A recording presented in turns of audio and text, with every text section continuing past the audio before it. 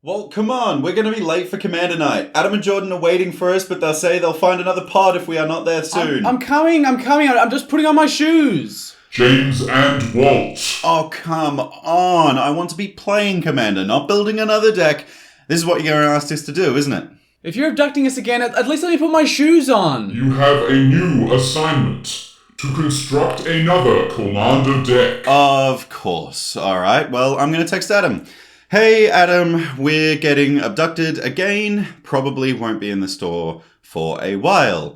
Maybe get in a pod with Cooper and Nick. I will see you soon, if ever again. Okay, well, I guess we've done a few of these themes now. It shouldn't take too long to The make. deck's theme is Spellslinger. Oh, amazing! I just built a new Spellslinger deck. I'm all across this. And James, this means we're going to be playing lots of instants and sorceries, you lucky duck. All right, fair enough. I actually think this one will be pretty fun. Let's do it. It's time to get commanded.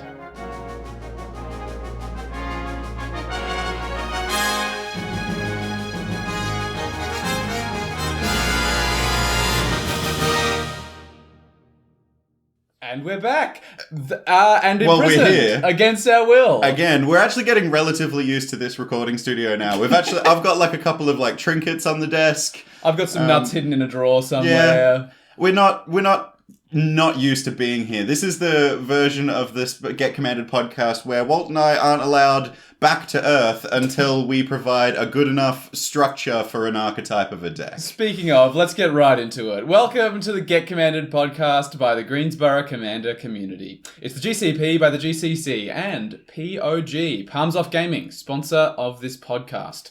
We're all uniting forces to help you to have better games of Commander.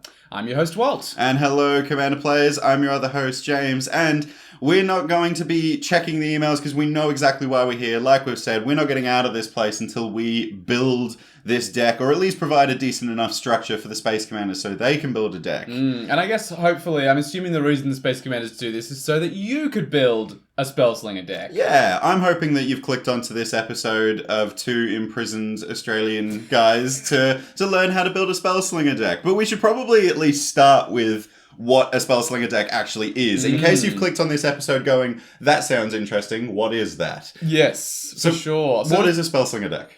I guess it's pretty much... There's definitely lots of types, which I'm sure we'll go into. Like, there's lots of different spellsy kind of decks. It's like an archetype with sub-themes or sub-archetypes. I would say so. It's definitely the kind of one on EDH Rec that would have probably like 4 or 5 different categories within it. Well, I think on EDH Rec there is actually a Spellslinger category, but then there are like... You can just see, like, generally all the Spellslinger stuff, but then you can see other themes as well. Yeah, there's a few other ones that sort of overlap with us here. So yeah, I guess it's basically any deck where instants and sorceries are the main win con / strategy, right? Yeah. Like, as opposed to playing lots of creatures or artifacts or enchantments, we're focusing on instants and sorceries, and often instants and sorceries of a particular type. And we'll go into that when we go into the different types of decks. But some Spellslinger decks will be all about casting lots of spells in one turn, and some might be all about casting big spells, but the recurring theme here is that we're all about those instant and sorcery spells. Yeah, so for those that don't know, instants and sorcery spells are spells that go in the stack. Once they resolve, they have an effect, and then they go to the graveyard. They're a non-permanent spell, and there's like lots of different versions of these spells in all colors. Obviously, instants you can do at instant speed, sorceries you can do only on your turn when you have priority. So there's really tons and tons of ways to build a Spellslinger deck. So I reckon we should probably go through what like the main kind of pillars in this archetype are. For sure. I think that the main one that's probably going to form, like if you clicked on the Spellslinger theme on EDH Rec, I think this would be the bulk of the decks, is Storm, right? Yeah. So these are decks that basically just want to cast as many spells as possible in the single turn. Sometimes they will use the actual mechanic Storm, which is the same kind of thing, which basically copies a spell for each spell that's been cast before or to this turn. So if you've cast 3 spells and then you cast something with Storm, you get the original copy of the spell and 3 extras. Yeah. So yeah, Storm decks do want to cast like 1,000,000 spells on the one turn, and there's usually some sort of payoff associated with casting all those spells, or it might be a payoff that just says, whenever you cast an instant or sorcery spell, draw a card, in which case casting 5 instants or sorceries is going to draw you a lot of cards. Yeah, I find that like burn, there's the grape shot. It deals 1 damage to any target. Storm is like a really good way of closing out the Spellslinger Storm category. But like Storm decks often run a ton of like ritual spells, and these are the spells that you cast and it gives you more mana than you use to cast it. Yeah, like Mana Geyser or even like Pyretic Ritual, especially when you're often copying spells in these decks, then those rituals get even better. Yeah, I mean like Jeska's Will is a really good example of a recent one, which also staples a bit of card draw to it as well. Yeah. It exiles the top 3 cards and you can play those this turn, but often Storm decks are gonna feel like an engine. It kind of, once you start it, it gets snowbally and it chugs up, and it, you're casting a ritual to get a cast trigger, to draw a card, to cast a card draw spell, to make more mana, to do this, discard a card to make a treasure token, exile the top 3 cards of your library, and everyone's usually looking at a Storm deck play going, you actually gonna do anything? I think this is probably the main downside to playing against, like, as someone who's playing the Storm deck, you need to keep in mind that you need to have a strong awareness of your triggers, because probably the stereotype of playing against Storm and the negative stereotype is people taking really long turns, 15, 20-minute turns trying to work out the right sequence of playing their spells. You need to, if you're going to pilot a deck like this, know the cards really well. And I would say if you're like very new to Commander, Storm might not be the best deck for you to build, because it's going to be really confusing and you're going to take really long turns. I would strongly agree. And also, it feels really disappointing when you have a hand that's like, oh my god, I can generate so much mana and draw so many cards with this, but you just don't draw into the win con, or you don't draw a way to close it out. So you spend 20 minutes on your turn going, right, cast Mana Geyser, generate 20 red mana, and cast this to draw this many cards and all this kind of stuff. And then you get to the end of it and you've lost your mana and there's no more cards in hand. And you're like, pass turn. And you're like, okay, wow, you got a 2/2 out of that. Well done. Like, it's definitely the spinning the wheels and going nowhere kind of thing can be a factor. I think the complete opposite end of that archetype, that sub-archetype of Spellslinger, though, would be like a big spells deck. Yeah, we've both got a couple of these, definitely. Yeah, I've got like a few. I think big spells just feels a little bit more powerful to play, or it's probably a bit more Timmy. Throwback to our like archetypes of players episode. Timmies are the type of people that like love to do like a blowout threat, and big spells is the way to do that. So usually the goal with like a big spells deck is to cast one big spell that will either make it incredibly hard for your opponents to win from that position, or you just win on the spot. Like a lot of X spells frequent these kind of decks because they scale with the game. The longer the game goes on, the more mana you can pump into X, which makes it even bigger and bigger and bigger. But also, like, you'll see cards like Double Vision in these kind of archetypes. So what's better than one big spell? Another one. Like, copying a massive spell once is usually pretty common. But these spells can either do like a lot of burn, they can generate a lot of tokens maybe, or draw a lot of cards is a big one. Cards like Pull from Tomorrow. We've seen a lot more of these recently. I think there's a card called Commander's Insight.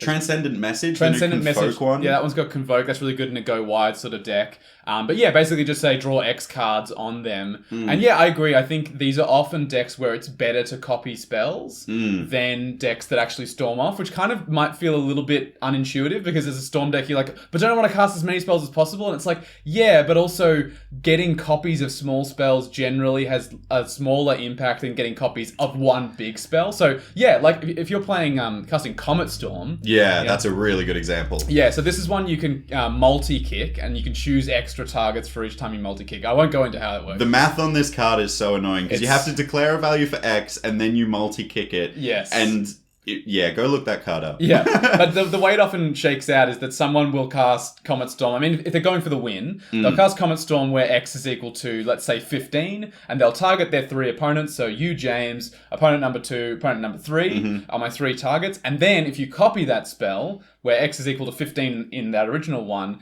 X is equal to 15 in the copy as well. So Yeah. now I'm dealing 30 to you, 30 to the other opponent, 30 to opponent number 4. It's going to be really, really strong to copy these spells because the amount of value we're getting is already so high, but so much higher if we're copying it. Yeah, and also, like, when you said, like, it seems a bit counterintuitive to do it in this deck rather than the Storm version of a Spellslinger deck.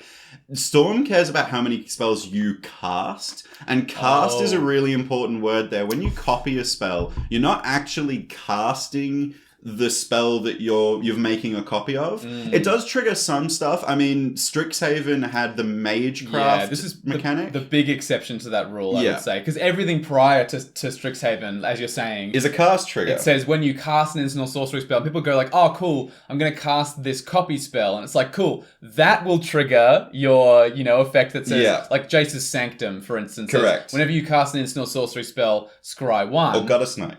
Gutter Snipe also casts instant or sorcery spells, that kind of thing. Whenever you're casting like that copy spell, the copy spell will trigger it, but the copy of the other spell that you're putting on the stack, that one's a copy. You didn't cast that copy. Yeah, but whereas with Magecraft from Strixhaven, that says whenever you cast or copy. Yeah. Which just is, making Spellslinger decks so much stronger. I found that when Strixhaven came out, I'm not sure if you saw this as well, did you find a lot more Spellslinger decks appear in the store? For sure. I think I also just saw... Archmage Emeritus, for instance. Amazing card. I think it's going to be a staple of Commander for eternity. Yeah, I mean... 4-mana creature that says whenever you cast or copy an instant or sorcery spell, draw a card. It's like immediately you don't have to choose as many cards when you build a Spellslinger deck that's in blue because it goes in every single one. Yeah, you just pick him. Yeah. There's he's no only like reason $5 as well at the moment, so he'll go up though. Definitely. But look, we've actually got a couple of big spell decks ourselves. We do. And I'd love to ask what it feels like to play, because I think my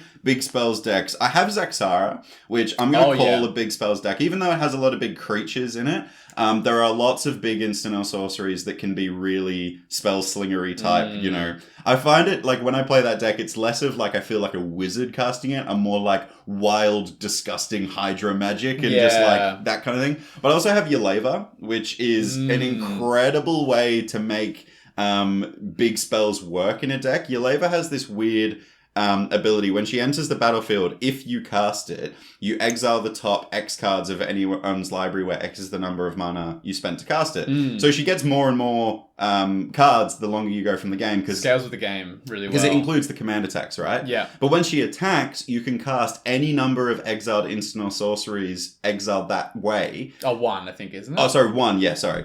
Usually I play Harmonic Prodigy. Get more than one. You're supposed to only have one, I'm supposed to only get one. But yeah, you can just choose one of them and cast them. So usually... for free as well. Yeah, the way I've built my deck, and we mentioned them in the skit, Adam actually built this deck for me as like a base package for... part of the Chris Kringle event that we ran. Yeah, ages ago. It's such a fun event. But also, the deck's base is really, really solid. And I've just chucked in a couple of extra big spells. But Adam got me like a Worst Fears in this deck.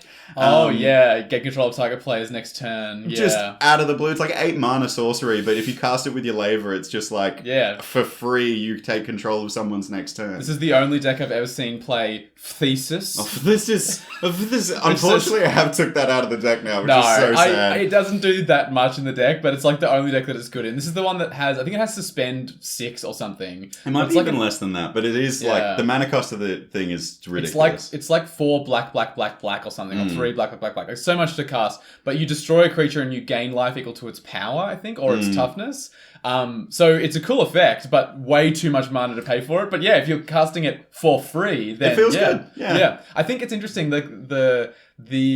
I agree that your Zaxara deck is a big spells deck. I wouldn't call it a Spellslinger deck, though, which is interesting. So I guess like we're sort of morphing this episode. I know we said Spellslinger at the start, but it's kind of more like a spells deck, right? Like big spells. Like I find that generally big spells is like, you could do an X Hydra and that's still a big spell. But like when I cast Villainous Wealth in my Spellslinger, in Zaxara, that's a Spellslinger feel. Like it feels like I'm doing something incredibly powerful with that spell. Totally. And again, the deck is about the instants and sorceries in that deck. Like, yes, I know there are like actual Hydras in that deck that cost like X green or whatever, but from when I've played against it, the bulk of the X cost spells are actually like, counter spells. Or pull from tomorrow. Card draw and like win cons, Yeah. like Exsanguinate and stuff like that. And Torment of Hailfire, I don't know if you still play that in the deck. You do? I do, but thankfully I've taken now all of the tutors out of the deck, every Okay, single one. So you got to draw into it at least. It's just boring. Yeah, you just always win the same way, yeah. for sure.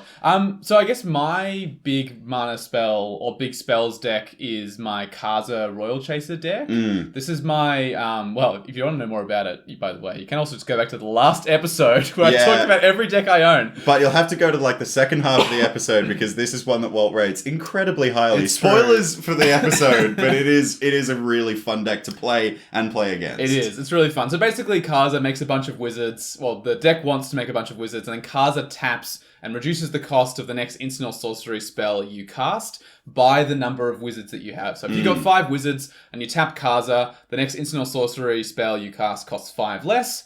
And yeah, so the deck is basically all about making lots of wizards and then casting 1 or 2 very, very big spells in a single turn. And yeah, it's a blast. It's like really, really fun to play. It definitely feels, because I would also say I have not a Storm deck, but a like Spellslinger-y, more kind of Spellslinger, like cast a lot of spells in a single turn deck as well. They feel really different. There's a little bit of overlap because there's cards in both decks that care about casting instants or sorceries. Yeah. But yeah, whereas the sort of spellsy decks care a lot more about how many spells you cast, and it's more about chaining spells together, Kaza is much more about like, it's still about sequencing, but it's more about like just finding the way to cast that 1/6 spell. Like, you draw your opening hand, and you have that one amazing spell in your hand. You're everything about my game plan is getting this spell to resolve. Yeah, straight up. My whole game plan now is just casting this. I mean, like, there's a bunch of different ways to approach it, as we found. Kaza reduces the cost. Yeah. Zaxara, like, ramps, like, nobody's business. And then Yeleva just cheats the cost entirely. So, like, these decks, like, generally find a way to make these spells resolve either earlier in the game than they're meant to, or more often by copying them or that kind of stuff. But these are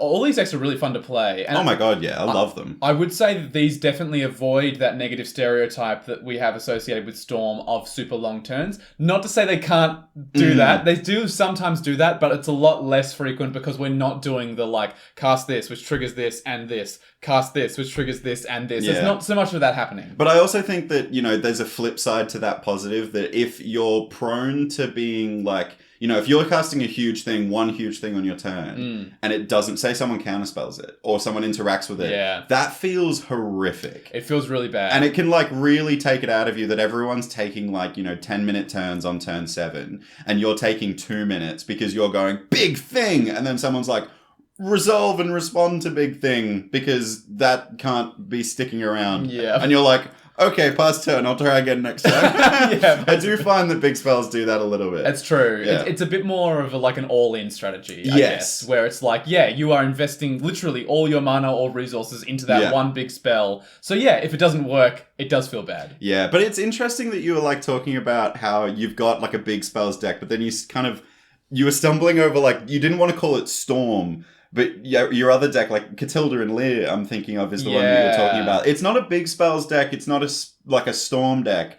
I'm going to, like, call this archetype, like, little spells, I guess. Because it's different from big spells in that its whole strategy is not to produce one big spell. No. But it's not Storm because you don't really care how many instants and sorceries you cast on your turn. No. You've got a lot of instant or sorceries that give you incredible value throughout the game. And you care about the instant or sorceries card type because you've got cards like Archmage Emeritus that'll draw you cards or something like that. So I'm going to, like, I don't know, call them little spells. I see where you're coming from. I think probably in my head, medium funnily spells? enough, the medium spells. This is probably what I would in my head call a Spellslinger deck, which is confusing because, again, I can see the overlaps, and this is why the terms are always nebulous, right? Like, some people use them in some way and some do not. But I totally see what you mean. It's not a Storm deck because I have, I think, one card in my Catilda and Lear deck. Sentinel Tower. That's a good one. Cares about Storm specifically. But everything else, all my other win cons are more about the value I'm gaining just from casting spells again and again. But it's not Storm. It's not, the payoff is not like, oh, I've cast 7 spells this turn, so therefore this card will now do this thing. It's like, no, I'm actually getting, like, value from the spells. It's more about cantripping and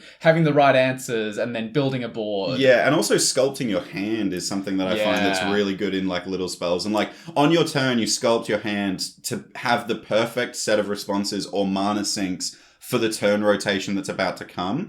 I mean, you like Catilda and Lear we've spoken about quite a bit recently. You used to have Tygam, which is a little bit similar in this archetype that it's not storming, but it does have a couple of big spells that could win the game if you get them rebounded. Back in the day, I also used to run a Savine the Chronoclasm deck. Do you remember this deck? This is the thing that gives things flashback, doesn't it? No, it cares about flashback. This is the really cool thing.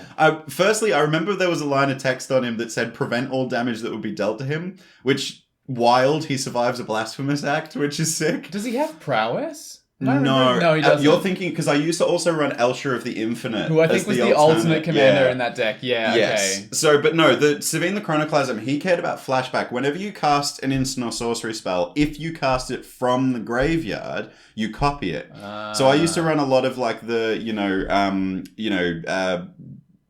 commit to memory spells that like have and if you cast it from your hand, aftermath mechanic, thank you. So like once you've cast one part of the spell, it goes to graveyard, and then you can cast the other spell from the graveyard. Flashback is a similar thing. Yeah. So like when you copy like casting a Faithless Looting from graveyard, you do it twice. Yeah. It's incredibly good value, and I found that this deck was really fun to play, but funnily enough, it actually got torn apart to add to my Niv Mizzet deck. I just put too much love into Niv. I took everything out of this. I should probably rebuild him. It's pretty cool. It's definitely pretty sweet. I think, funnily enough, this is the origin of the card Savine's Reclamation, which is also incredibly good in this deck. Because it sells when it's cast from a graveyard. Copy it. It's got flashback for 5, I think. But then, it'll be copied again by Savine. And because I think it says copy it on the instance of it being cast. So do you get I don't know if you get 4 copies or 3. Ooh, look, even if it's 3 copies, it's still amazing. I mean, that can return all your combo pieces. Another thing, in that pre-constructed deck,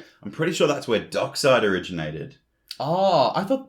Oh, no, it totally was. I'm pretty sure, because that was where Sahili's precon was also out. Yeah. And I think Dockside was put in Savine's deck to be like a way to get value from the other precons printed at the time. Oh, okay. Wow, what an important deck in terms of precon history. In the history of Commander Savine's Reclamation, Dockside Extortionist, wow. Yeah, huge. I guess it's really interesting. Like already, I know we've only discussed technically like 3 archetypes, but there's already been so much like deviation and weird niches within niches. Like, that deck is a deck that cares about spells from the graveyard. Yes. That is so specific, but that commander is totally all about doing that. So yeah, I guess the recurring theme across this episode is instants and sorceries, but I hope you can understand, those of you listening out there, that actually there's loads of different little niches you can find within that big archetype. Yeah, and like not only do the commanders have a big effect on what type of Spellslinger deck you're going to build, but I think the colors that you're in also have a huge effect. Like, I feel like the second you're in maybe Teamer as a color pairing in Spellslinger, you can utilize creatures. You can actually play into that creature archetype where you can cast things like maybe a Overwhelming Stampede copied or, something like that. Like, if you're in Jeskai, you might be going tokens, like, thinking about like... or even Prowess, even. Is the traditionally monks, Jeskai coloured thing. So, well, like Elsher the Infinite, I've seen Aaron from our store, actually, shout out Aaron, has built an Elsher the Infinite monk tribal Prowess deck. Oh, really? So it uses like Monastery Mentor and all those cards that make monks. Spear and stuff as well. Yeah. Super, super cool. That's really sweet. Yeah, so there's so many different ways that you can build the decks. I mean, I hate to shout it out, but there are ways to build Spellslinger decks that are straight up awful to play against. I'm talking about decks that are counterspell decks. Oh, and like a nothing but counters. Yeah, like nothing but islands and counterspells. Yeah, straight up. Like Talrand Sky Summoner, for instance. Yeah. This is the 4-mana Merfolk thing that says whenever you cast an instant or sorcery spell, make a 2/2 Drake, I think. And I have heard of, not thankfully played against them, but I've heard of many stories of Talrand 35 islands 65 counter spells decks where literally all you do is just cast counter spells all game and make drakes, and then eventually you swing for lethal combat damage with drakes. Like, this is still a valid Spellslinger strategy. It's a lot of instance. It's just not very fun to play against. Yeah, look, if any of you are like listening to this section of the podcast and you know me, I've got on my arm, I've got tattooed in response, which has ... after it, but the first 2 dots are blue dots to represent counter spells. So you're probably going, oh, James, you'd love this kind of deck, right? Wrong. I would like... I've had people send me lists being like, look at this counterspell deck that I've made. And I've said, disassemble that. Yeah. Please, for the love of your playgroup, for the love of your friendships, and to be honest, the rest of your life, because you're not going to have any friends after this. It is horrific to play against. Yeah. I completely agree with you in every sense of the word. I also do want to go on a little bit of a rant about counterspells in Commander, if you'll let me. Sure. I have recently had a bit of a scan through my decks. Mm-hmm. I'm not running nearly as many counterspells as I thought I was. Right. I think I've built up a bit of a reputation, especially within our community. Our listeners know that I love countering. Yeah. All that kind of stuff. And I do. And I think that mainly comes from my CDH deck. Yes, which you talk about a lot. Yes. Even though you actually don't play very often. No. It is my favorite deck. It's my baby deck, and it's the deck that I get the most joy out of playing because it's a control combo list, and it's like, I'm going to stop you from doing what you want, and I'm going to combo in the most epic way possible and win the game that way. But it's CDH. It's very, very different. I had to look at my other decks and specifically just looked at the ones in blue. Mm-hmm. I do have a couple of counter spells here and there. For example, in Scarab God, I run Drown in the Lock, which is a removal spell or counter spell, but graveyard dependent. Yes. So it's not super powerful. In Yuriko, I have a couple of different counter spells. You've kind of got a counter spell in the form of that Misdirect, I think it's called. Yeah, Misdirection? It's called Misdirection. Yeah. But I genuinely think counter spells are they have a place in Commander, but I think they are counter fun. I would like to go on public record and say that counterspells in Commander, I think, are anti-nature of Commander. I think they have their place. I think 1 or 2 in a deck is totally fine. But if you are running a deck that's focusing on countering everything, I think you are actively saying, I don't want my opponents to play Magic. Because you're saying that nothing of theirs is going to resolve. And I know I make a joke about it. We have a in-store raffle that we do every week and all that kind of stuff. It's very, very funny.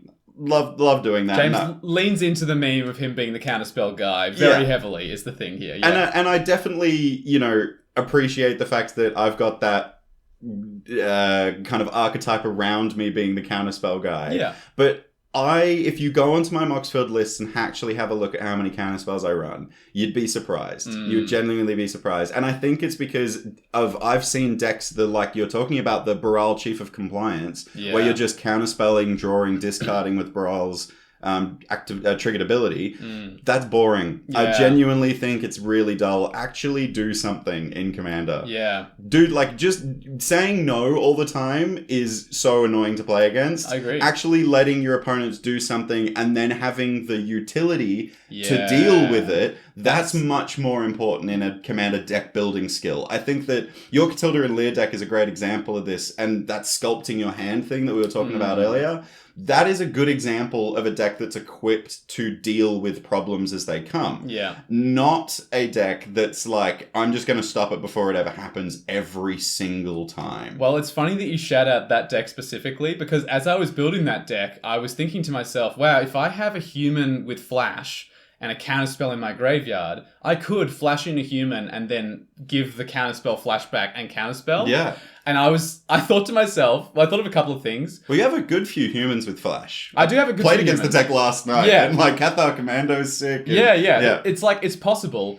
The thing that I found myself drawn to actually is Rachel Weeks, who I shout out every episode, but she's amazing. She builds incredible decks. Walt has a photo of her in his wallet. She's just really cool. She builds really cool decks. She has a amazing Octavia Living Thesis control deck. Oh, the 8/8 thing? Yeah, so it's a mono blue commander deck. It's a 10 mana commander that says it costs 8 less if you have 8 or more instant and sorcery spells in your graveyard. Mm-hmm. It's an 8/8 with Ward 8 that says when Magecraft, so whenever you cast or copy an instant or sorcery spell, target creature has base power and toughness 8/8 until end of turn.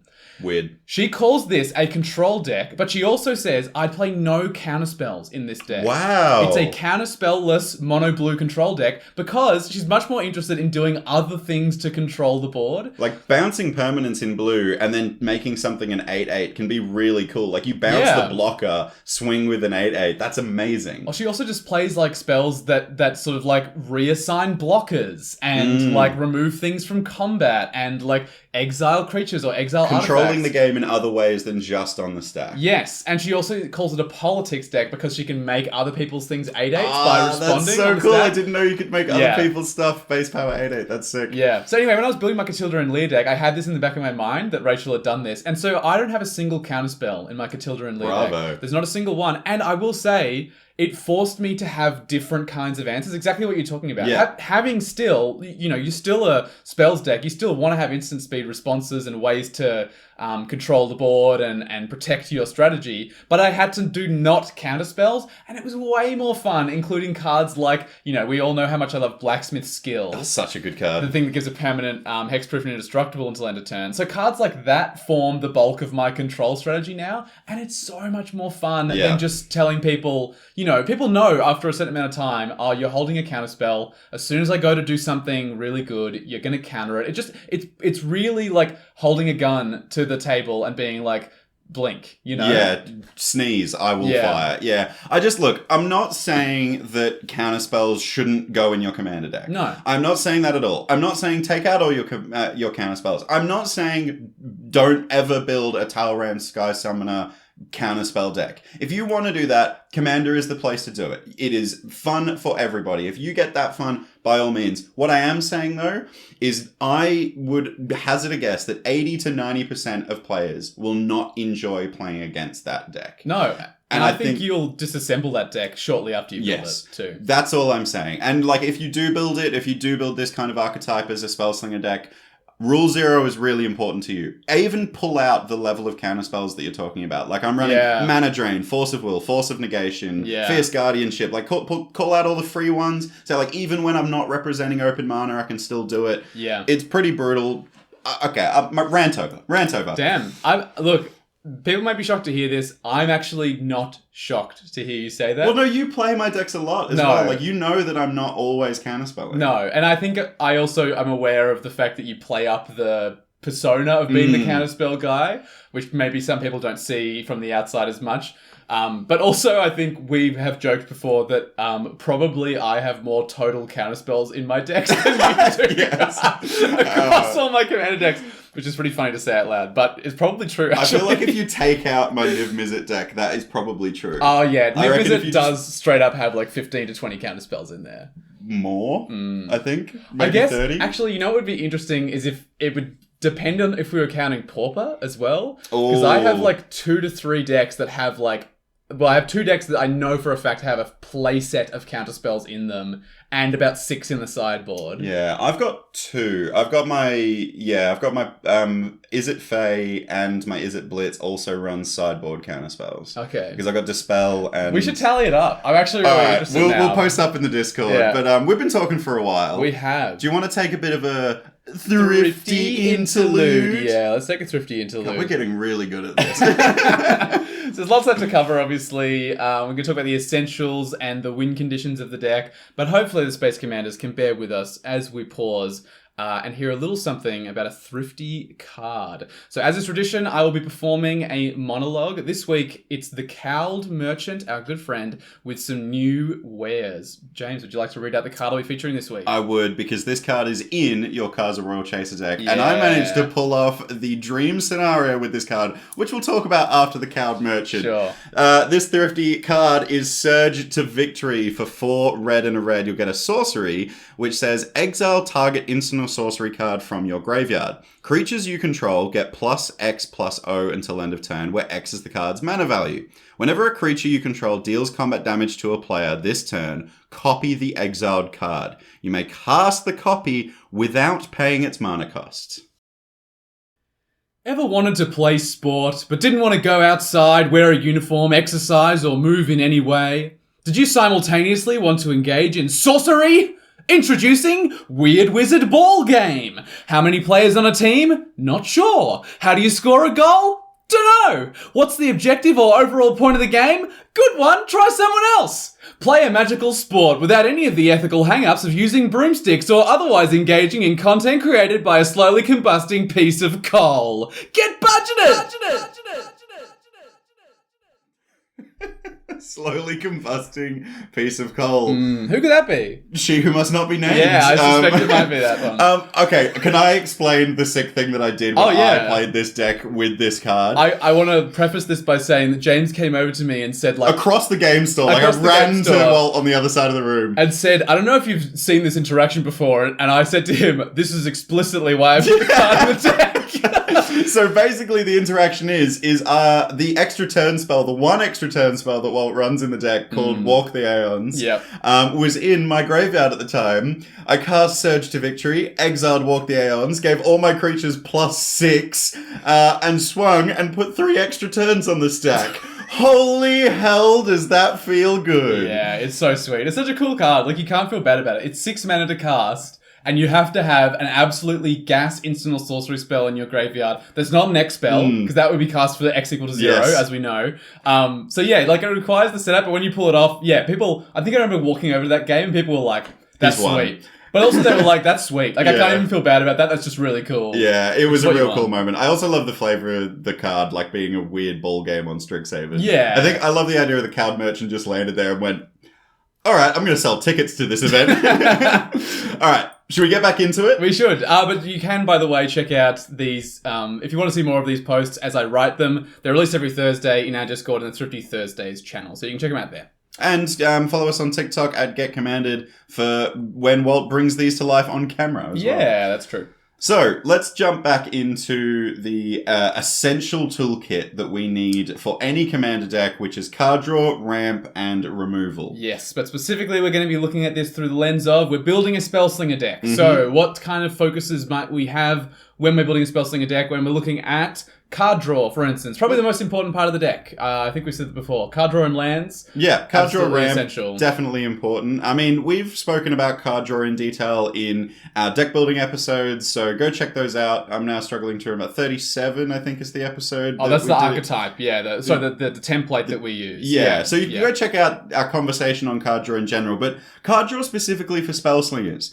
Now, we've spoken in those episodes about cantrips, about how they can be not really full card draw because you're spending a card to get a card. Yeah, so like Preordain, Consider, Ponder. I play the bad Ponder called Portent. Yeah, Thrifty Thursdays All-Star. Thrifty Thursdays #1, actually. Is that the first ever? The first ever Thrifty Thursdays. Wow. Hasn't come to life yet in the podcast, but maybe someday. Someday. So yeah, you're quite right. Normally we would not call these a card draw. They wouldn't be considered a card draw slot in our deck because we're only getting one card from having spent one card. Yeah, it doesn't put extra cards in our hand. Yeah, but in Spellslinger decks that care about instants and sorceries, not only are they just great because they're going to trigger a lot of our things like Storm and all that kind of thing. Archmage Emeritus. Yeah, but also like if you're in any kind of a deck that cares about copying them or casting them from the graveyard, so like my Catilda and Lear deck casts instants and sorceries again from my graveyard. A cantrip actually puts you up on cards because if you cast Preordain, you're going to scry 2, then draw a card so that you've spent one card to get one card. Now Preordain's in your graveyard. Now Preordain's in the graveyard. If I give that flashback and then cast Preordain with flashback from my graveyard, I haven't spent a card from my hand, but I'm about to put one more into my hand. So actually, across the 2 transactions, I'm up one card. So actually, they often do count as that card draw slot in Spellslinger decks. Yeah, I think it's interesting as well. Like Tygam, your old version of the deck, did a very similar thing with these because it got extra value by rebounding them, which is where after the spell resolves, you exile it, and then at the beginning of your upkeep, you cast it for free. Yes. So that, again, you're not using a card from your hand. You're not even using any resources in that situation. You're just getting it for free again. So, look, Preordain, Ponder, Consider, all of those cards, we do say don't count very heavily as card draw in regular decks. However, Spellslinger decks are a little bit of an exception to this rule, especially if you can utilize them in more ways than just casting it once. If you can recur them, if you can rebound them, if you can copy them a million times, it's great.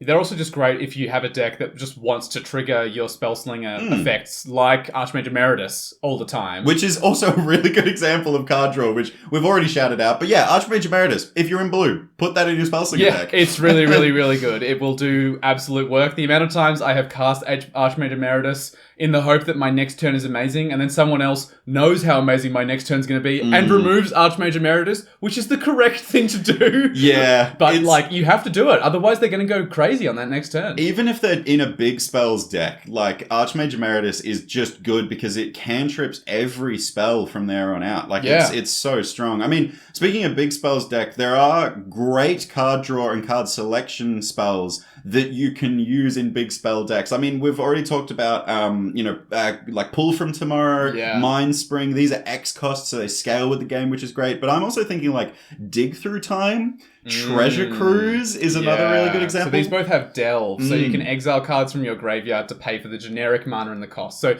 Dig Through Time can be reduced down to blue, and Treasure Cruise can be reduced down to blue. Treasure Cruise draws you 3 cards. Dig Through Time, you look at the top 7, I believe, and then you get 2 cards from it into your hand. Put the rest in the bottom of your library. These are especially good when you're filling your graveyard a lot. But if you're in like a deck that cares about big spells, like say for instance you're playing Vial Smasher as your commander. Yeah. This is a really, really great way of cheating the mana cost on it. But when Vial Smasher's trigger goes off, Vial Smasher says, I'm going to deal X damage to an opponent at random where X is the card's mana value. Yeah. The mana value of the card hasn't changed, but you've only just spent 1 blue instead of 8 to cast your Treasure Cruise. Would also be really, really good in a Yuriko list, for instance, that cares about the mana value of the spells as they're being flipped off the top being really high, but doesn't necessarily want to pay for those huge mana costs. So yeah, any spell that you have that can effectively cost way less, but on the card reads 8 or reads 7 as the mana value is going to be especially good in a deck like that. Yeah, I'm just also thinking like there are other cards in, decks that care about big spells in instant and sorcery, Spellslinger archetypes that run cards like Shark Typhoon, which when you cast a non-creature spell, you create an XX flying shark because that's a real creature token that we have in Magic.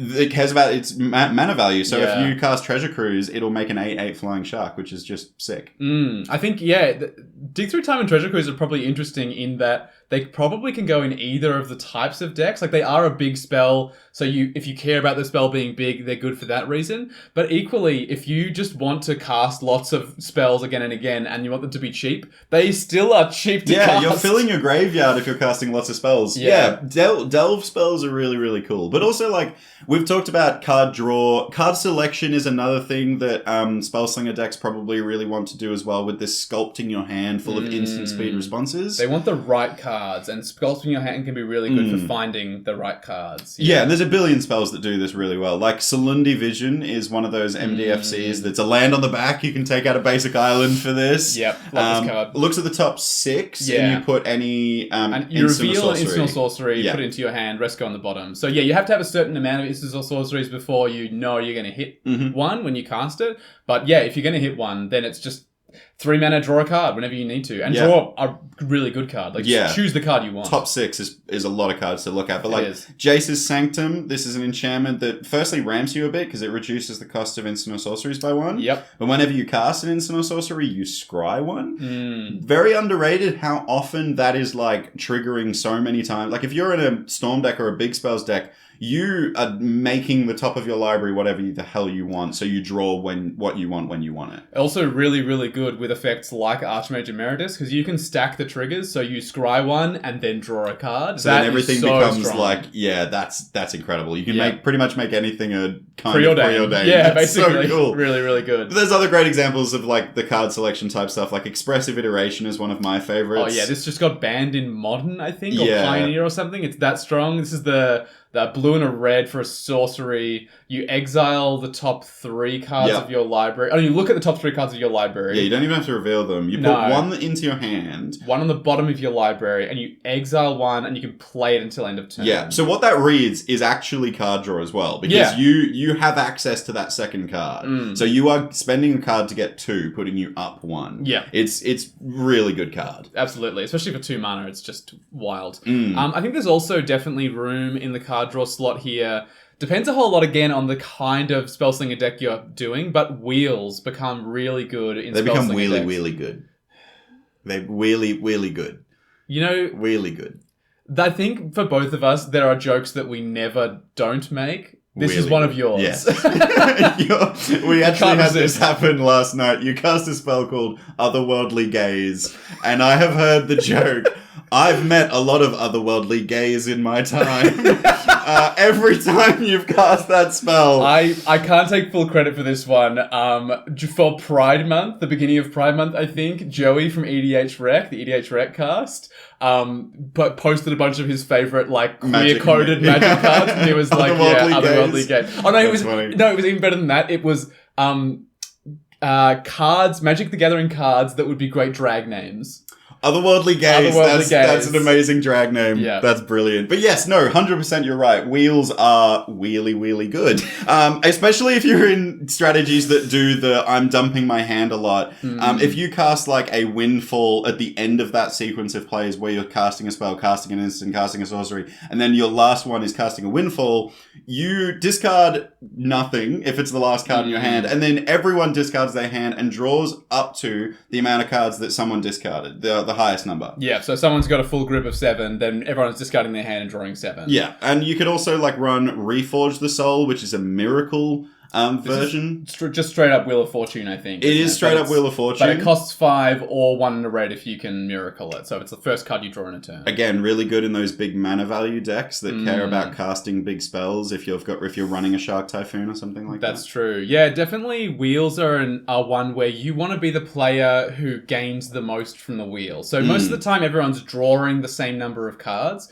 So to get the most out of a wheel, you want to be the player who discards the least, generally speaking. So yeah, if you have an empty hand and you cast Wheel of Fortune, for instance, or Wheel of Misfortune maybe, because we don't have $600, we're going to be, if you're discarding 1 card and drawing 7, you're doing way better than the player who discards 7 to draw 7. Like, they're just replacing their hand, you're refilling your hand. And yeah, I think wheels also get better when the more you care about the cards in your bin. So any sort of Spellslinger deck that cares about casting stuff from the graveyard, or even decks that care about how many instants or sorceries are in your graveyard. So Octavia Living Thesis, for instance, the one I mentioned before, wants 8 instants and sorceries in your graveyard. This would be a really good way to get them in there. Just fills the graveyard pretty much immediately. Yeah. All right, let's talk about ramp. Sure. Because we're in Spellslinger. Everyone is immediately going to think of specific colors, and they're definitely red and blue when you think Spellslinger. So usually we're not in green. However, saying that, you have a Wart deck, Wart the Raid Mother, which is a Spellslinger deck for sure. Definitely. Copy spells a lot. Yeah. There's also like Rashmi, Eternity's Crafter. But also, shout out to this one that I found in my collection the other day, which I'm putting in a deck that I'm currently building. Jadzi, Oracle of Arcavios. Is this the Simic one from Strixhaven? It is. It's the one that's a sorcery on the back side of its card. The sorcery is 2 green and a green, saying you may put any number of land cards from your hand onto the battlefield. Then if you control 8 or more lands, you may discard a card. If you do, return this card to your hand. Yeah. So it bounces back to hand, which is really cool, because then Jadzi on the front face is 6 blue and a blue, wild mana cost for a 5/5 legendary creature human wizard. Discard a card and bounce it to hand, which is cool because then you can cast the sorcery again. Yeah. But it also has Magecraft, which says whenever you cast or copy an instant or sorcery spell, reveal the top card of your library. If it's a non-land card, you may cast it by paying 1 rather than paying its mana cost. If it's a land, put it onto the battlefield. Holy sweet hell, is this a cool card. It's super sweet. This was played by Jimmy Wong on a Game Nights, I believe. I think was it was Strixhaven Game Nights. Yeah, it did not perform very well. It's probably a few too many. If it's in the command zone, maybe a few too many hoops to jump through. But not to say it can't work, but it's hard to get it to work. But yeah, there's totally decks that care about casting lots of spells and are in green. Yes. This would be a good example of one. I think especially if you are in one, and I can say this definitively in my Wart deck because it cares about copying spells. Yeah. But yeah, all of the green sorceries that we see play all the time Kadama just in Switch, general. Cultivate, Yeah. Farseek, 3 Visits, Sky Shock Claim, Explosive Vegetation, like whatever you want. Whatever you choose, like, they're normally amazing. If you care about spells in any way, these become so much better. So if you're a deck that reduces the cost of spells, suddenly your 3 visits costs 1 green, that's amazing. If you're like my Wart deck, you care about copying spells, casting 3 visits for 2 mana, getting 2 non-basic lands out of that deal. Copying Explosive Vegetations and getting 4 basics. That's Yeah. so good. It's very easy to break these, and they're already very, very good cards that see a lot of play for Yeah. a reason. So yeah, certainly if you're in green, do that. However, as you say, most of the time we're going to be in blue and red, and that maybe some black, but blue and red are the most common ones. So yeah, we're going to be doing the usual thing of playing lots of 2 mana rocks that we love so much, Arcane Signet, Talisman of Creativity, or whichever one is in your colors. Even the Signets are okay. I think Is It Signet would be totally fine here. What else do you reckon we would play if we're not in green? I mean, we've talked about mana reducers quite a bit. There's actually quite a lot of mana reducers for instant or sorceries. We've said Jace's Sanctum. There's also like Goblin Electromancer, which makes instant or sorceries 1 less. Nightscape Familiar sees a lot of play in Spellslinger decks, weirdly, because you can regenerate it as just a really good block if you're not running a lot of creatures. It's part of the cycle of familiars. They're all actually pauper legal, and there's a familiars list that uses them. But they cost a particular color, and they reduce 2 other colors. Yeah, so Nightscape Familiar is black and red. Yes. Yeah. But no, it reduces blue and red, but it Blue costs, and red. It Black, costs yeah. black, Yeah. which is super weird. So if you're in Grixis, it's good. It's great. It's great. And certainly, I think probably the perfect deck for it would be one like your Laver deck, where it's mostly blue and red, but it contains black. But I also like the idea that it's got the regenerate Nightscape Familiar on it, because it can be used as a really well-timed block if you need it, and you've got 2 mana up, you can just tap it and remove all the damage from it. Yeah, it's pretty definitely. Good. But there are some like really, really synergistic pieces, like ramp rocks and all that kind of stuff. They're fine, but they're not fun to talk about. Cards like Stormkiln Artist, though. Oh, so this is the one that has Magecraft create a treasure token, basically. Gets really out of hand when you're copying spells. Very out of hand. Storming off, because you're like sometimes going up on mana. Like you might be casting a spell, and then it's like, cool, I get 3 copies of it. It cost me 2 to cast it. I make 3 treasure tokens. Yeah, look, if you've got like cost reduces, the Stormkiln Artist, and a Reiterate in hand, you could accidentally sneeze and go infinite. Definitely. This is a card to look out for, but also Pyromancer's Goggles is one that I used to run ages ago. The one that's like way overcosted. I think it's 5 mana. It only taps to add a red, but when that red is spent on an instant or sorcery spell, you copy it. Yes. Which is pretty sweet. But also, huge shout out to Gandalf the Grey, the new Is It commander that just made this card so much better. You can untap Pyromancer's Goggles when you cast an instant or sorcery with Gandalf the Grey. So you can this is such a good include in Gandalf. If you're running the new Gandalf the Grey as a commander, Pyromancer's Goggles is amazing to untap. So the other really cool thing you can do is if you cast an instant, let's say you cast a Preordain, right? You haven't used Pyromancer's Goggles. You tap Pyromancer's Goggles in response to Gandalf's trigger. You float a red. You see where I'm going with this now, don't you? You use the Gandalf trigger to untap the goggles, add another red. And then the next spell you cast copies twice. Oh, because the mana remembers what it was spent from. That is so cool, actually. What a cool piece of tech. That's great. I pulled a Gandalf the Grey in my pre-release kit, and I was like, there's got to be a way to make this really cool. It's like an uncommon legendary creature.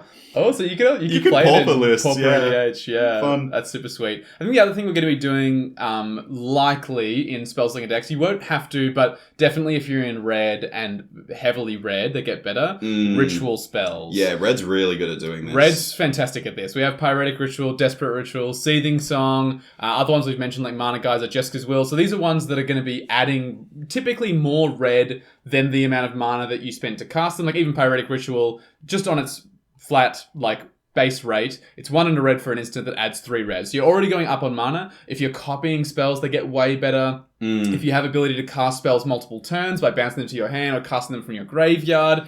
If you want to chain yourself into like a loop where you can like keep generating mana and just keep pumping out spells to trigger all your magecraft, and when you cast an instant or sorcery triggers, it's so good. Yeah, especially good as well in a deck like Mizzix of the Is Magnus. Yes. So this deck is just chock full of these kinds of things because it reaches a point where it's like, cool, I can basically just go infinite here. Yeah. Not infinite, but close enough that I win. Yeah, I mean, look, there are definitely ways to go infinite in Mizzix, 1000%. Yeah. All right, last section of the essentials is removal. There's still plenty of other numbers that we should go through in the numbers area of the deck, but you can listen to our other episodes to get that idea. But look, removal is kind of, there's not much to say in terms of synergistic removal here. Like, you think about your colors that you're in with removal in Spellslinger decks, and you lean into the removal that does it the best. Like, for example, if you're in Jeskai, you've got the best white instants and sorceries to remove anything you want. Yep, creatures, enchantments, artifacts, whatever. Yeah, Grixis, if you're in Grixis Spellslinger, maybe lean into the black to destroy target creature or board wipes. Yep. But like, if your deck contains blue, which to be real, you're most likely going to be in blue if you're in a Spellslinger deck. And probably likely to not have white or black as well. Like probably blue and then blue-red are the two most common combinations here. There's a lot of blue, just straight blue removal that's really, really good. And they're instants and sorceries. Yes, and like the surprising thing about them is they're really efficient. Yeah. And they're like, they're on par with like, you know, Swords to Plowshares. Like, totally. I'm thinking Reality Shift, Rapid Hybridization, Pongify, Resculpt. These are 1 and 2 mana spells that destroy a target creature. Some of them exile as well, which is wild. Resculpt I rate super highly. If you're not playing this card, I highly recommend you do so. It exiles a creature or artifact. It's instant speed, and the only thing they get out of it is a 4/4. It's a 4/4 on the ground. It's not going to synergize with anything. Yeah. It always deals with at least one threat. Yeah, so like all these spells, do a similar thing. Like Pongify gives them a 3/3/8. Yeah. Like it's not a really big deal, but like these decks sometimes find like I can't remove things, I'm not in the right colors. I just named 4 spells off the dome that are really, really good in blue. And in targeted removal, you only need about 7 in your deck. So there you go. There's 4 if you're in blue. Go get that. In terms of board wipes and like large scale stuff, blue is actually pretty decent at like a big bounce everything. There's like Evacuation, Devastation Tide's a good one to Miracle off the top. Crush of Tentacles is one that I used to play quite a bit. Crush of Tentacles has a surge cost, which is where if you cast a spell before it. If you or one of your teammates, so this is a card that was printed for Two-Headed Giant, I believe. Or maybe pretty sure it might something be like that. Yeah, but if you or one of your teammates cast a spell this turn, you pay the surge cost instead. But I think the surge cost is 5. It's even less, So it's 6 on the like top right, but then the surge cost is 5. But then after you return all creatures to their owner's hands, you make an 8/8.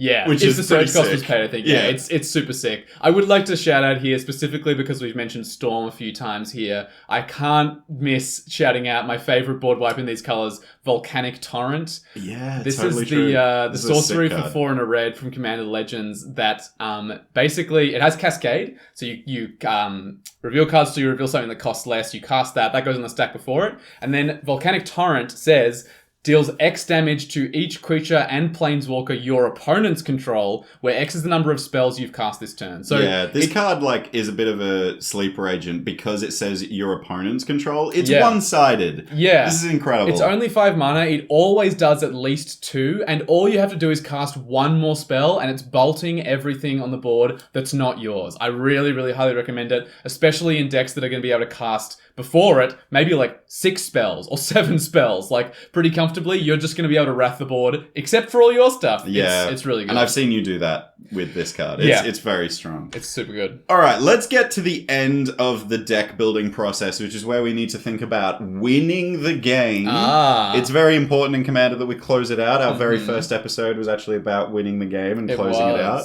So we should probably let's go through those like 4 types of Spellslinger decks and think about win cons in each of them. Sure. So let's start Storm. We just do it in order. I mean, Storm's pretty straightforward. There are cards that just say Storm on them that can work. Brain Freeze will just mill all your opponents if you get your Storm count high enough.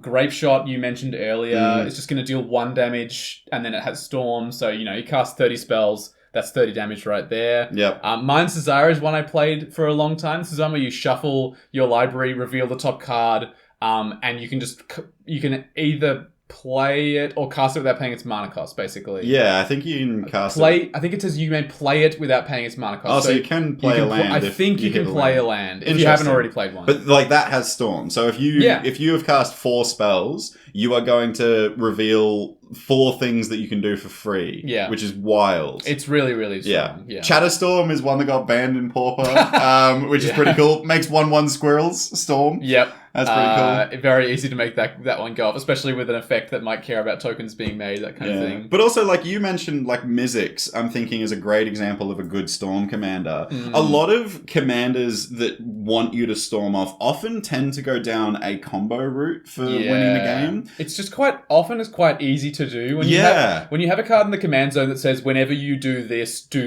it's like pretty straightforward, especially with spells, to make that go infinite. So yeah, Mizzix, for instance. Yeah, well, like Mizzix reduces the cost of instant or sorcery spells that share the color with like spells that you've cast of that copy based on the experience counters that you've got. Yeah. It's a bit of a weird card, but basically it reduces the cost of your instants and sorceries, which is sick. As just a flat rate. It's not temporary, it just happens. Yeah, so for example, you can go infinite storm and infinite damage if you get a reiterate in your hand pretty easily. Reiterate is a 1 red and a red copy target instant or sorcery, but it also has buyback for 3. Yeah. So as an additional cost, you can pay 3 and put it back into your hand after the spell is resolved. And that cost actually, for whatever reason, can be reduced by anything that says, like, spells cost this much less. So Mizzix, importantly, gets to a point where it reduces the cost of casting that spell until the buyback is free. Yes. So you can just keep copying it to your hand. So, for example, if you include Reality Spasm, which is a weird card and doesn't see a lot of play except in these combo lists, it's an X cost card where you untap X target permanents. Oh. So you cast it with a reduced cost. So you usually cast it for 2 blue and untap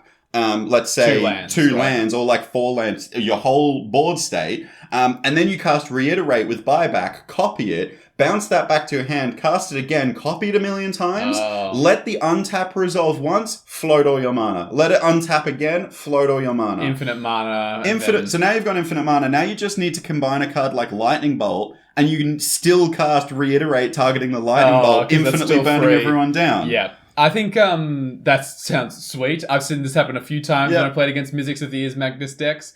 Important to note, and we say this a lot when we talk about combos, especially in casual tables, combos are not going to be always welcome. They're not always going to be appropriate to the power level of the deck. So let people know that's what you're going to be doing ahead of the game, and consider maybe some combos that require more steps, because people will feel less bad about them. And just highlight it in Rule Zero conversations. If the deck isn't right for the table, play something else. Yep. Maybe you want to play your Big Spells deck instead of your Storm deck. The king of the segue. I am really good at this. But like Big Spells, we've spoken about before, like even in your Kaza deck, there's cards that just do like, I've got enough mana to pump into a Jai's Immolating Inferno or a Comet Storm or Fireball. Like a big burn spell can just win the game if you've got enough mana to pump into it. Yeah, that's definitely just like straight up the win con is like, cool, if I get to enough mana or enough of a cost reduction on this spell, I know I can cast it until it's big enough that I just win. Yeah. Very easy to get to. Yeah, Jai's Immolating Inferno, Comet Storm, Fireball, any of those sorts of effects. I'm a big fan of... I've actually gone down on Comet Storm because I was winning with it too often. Yeah, Comet Storm's really... That multi-kicker is just It's wild. so good. I've been playing Electro Dominance instead. This is this is the one where you can cast something from your hand for free, right? So it deals X damage to any target, so X red, and then you can put a permanent card... Oh no, you can cast a card from your hand with less mana value without paying its mana cost. So it's kind of like a scalable Rishkar's expertise type thing. Yeah, weird. Pretty much. But the other thing to note about if you're running Burn as a strategy, the second someone's playing life gain, Burn is really hard to pull off. Yeah.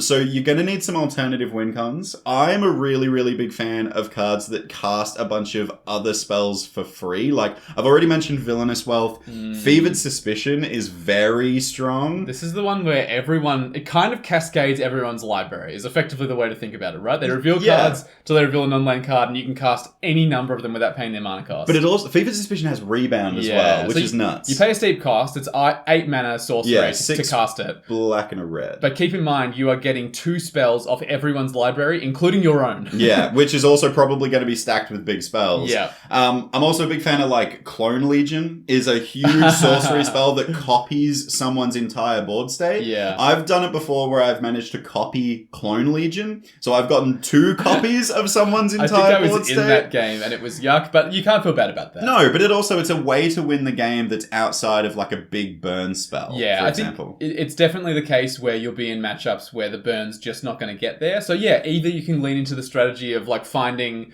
ways of stealing people's boards or that kind of thing. The other thing you can do is just play, and I'm sure we'll get into it when we go into the little spells thing, but play little instances of damage. Things that say whenever you cast an instant or sorcery spell, deals 2 damage to each opponent, like, for instance. Gutter Snipe is a really good example of this. Is a really good example. Those cards are going to get you that little bit of damage until you can get to the burn spell as well. Like, I want to highlight here as well, there are some big bad spells in big spells decks that people just hate playing against, and they actually sit on, like, the Salt high score of EDH Rex website. I think I know which one you're talking about. I'm thinking like Expropriate, which is, it takes a bunch of extra turns or takes a bunch of permanents from people. People don't like playing against that. No. Approach of the Second Sun just says if you cast it again, you win. Yeah. Cyclonic Rift bounces literally everyone else's board except yours. Yeah. Time Stretch, and just extra turns in general, I think people might not be a big fan of if you're just taking a ton of extra turns. Yeah. All of these spells just kind of feel a bit gross to, like, resolve because you're like, of course you're going to win if you resolve that spell. Yeah. You know what I mean? I think you got to be aware that some people are just going to get a little bit frustrated playing against, if I resolve this, I win. It's also worth keeping in mind that they're not going to be very satisfying to win if whenever you cast that particular spell, you just win. Yeah.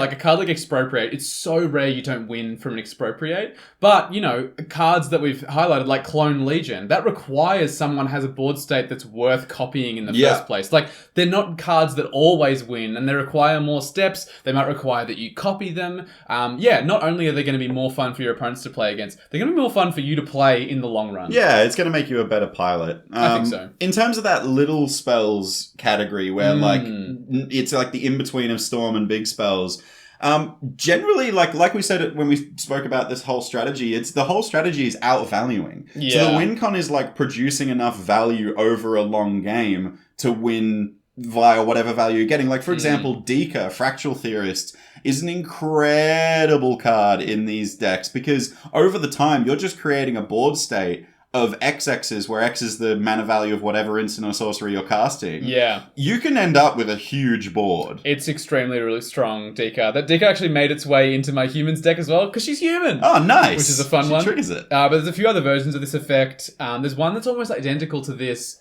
and I'm slipping my Metallurgic Summonings. Yeah, that does as well. Makes XX constructs, where X is the mana value of the spell. I mentioned Shark Typhoon as well. Yep, Shark Typhoon's a good one. Talrand, which we talked about before, the kind of spell tribal thing, but just in the 99 of your deck will just make enough Drakes to win the game eventually. So, like, if you are in this kind of strategy, you can run things like, for example, Herald of the Secret Streams turns Dika's board unblockable. Oh, because they're technically got the +1 counters on them. Yeah. So Herald of the Secret Stream says any creature with a +1 counter on it is unblockable, which is wild. So that's a win con in and of itself. But yeah, you spoke about Gutter Snipe just a second ago. Yeah. Shout out to the new version of Gutter Snipe from the Lord of the Rings set, which is Fire Inscription. When it enters the battlefield, the ring tempts you, which is... Yep, sweet. It's okay. Cool, I get a ring. We've played it a little bit in Commander now. It's not bad. But it's also an enchantment version of Gutter Snipe's effect, which is harder to remove. Yeah. So that might be a reason to run it. We saw in the Aristocrats episode that Bastion of Remembrance as being like pretty much identical to so many other Aristocrats effects, but being an enchantment, did actually just bump up its power level quite a lot. I think Fire Inscription will be exactly the same thing. Yeah, and it is also, Gutter Snipe,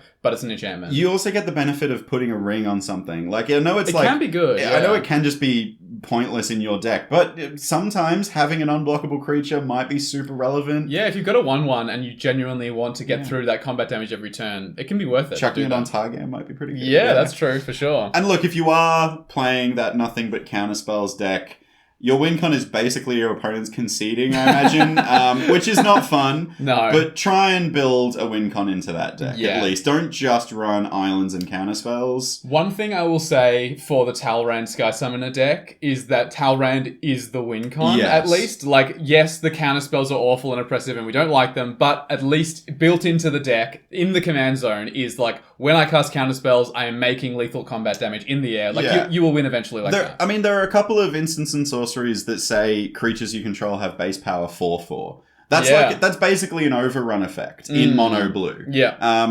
I would consider running that. Yeah, Yeah, just a way to close out the game. definitely.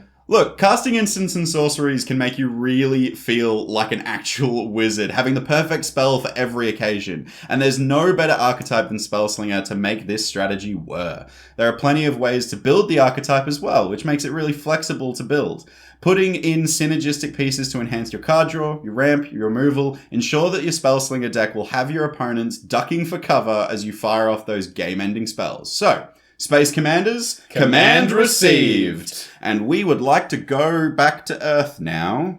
Oh, we're back. Oh, wow, that was a really cool teleportation effect that we, paid for. It wasn't just Walt going over. To you out there, now that we're back in our regular place, do you feel commanded? What do you think of Spellslinger decks? And which version of the Spellslinger decks that we talked about would you like the most? And definitely tell us about any Spellslinger decks that you've built. Yeah, and you can get in touch with us in a bunch of different ways.